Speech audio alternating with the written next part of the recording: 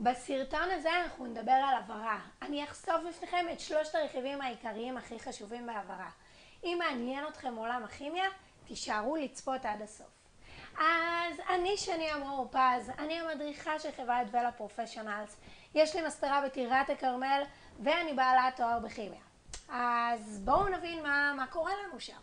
אז הדבר הראשון שאנחנו נתחיל זה מלהסתכל על השיער, להבין את השיער שנמצא לנו מתחת לידיים, מה הנגבוביות, מה הטקסטורה של השיער, אם הוא עבה, דק, וכמובן ההיסטוריה של השיער.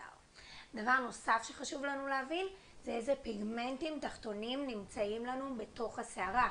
אם יש לנו פאומלנין או איומלנין, פיגמנטים חמים או פיגמנטים קרים.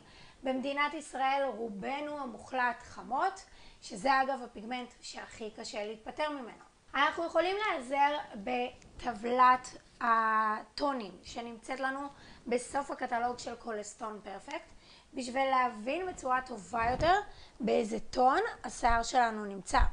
בשנייה שאנחנו נבין באיזה טון השיער שלנו נמצא, אנחנו נדע איזה פיגמנט תחתון יש לנו. כמה טונים אנחנו רוצים להתקדם ולעלות.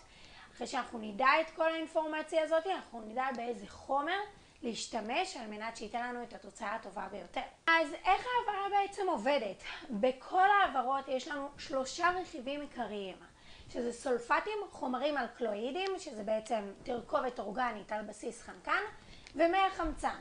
כשאנחנו מערבבים את הצבע שלנו, הכי חשוב לנו שישמר לאורך זמן, זה בעצם הסולפיטים. איכות המוצר וכמות הסולפטים בחומר גורמים לו להיות אמין יותר ולתת לנו תוצאה רצויה יותר לאורך זמן. כאשר אנחנו נותנים לחומר לעמוד ללא שימוש, אנחנו בעצם גורמים להתפרקות הסולפטים והחומר נחלש, ואז הוא פחות יציב והתוצאה לשיער יכולה לצאת לנו פחות טובה. אז מה זה תרכובות אלקליות? אלכולאידים זה בעצם תרכובת אורגנית.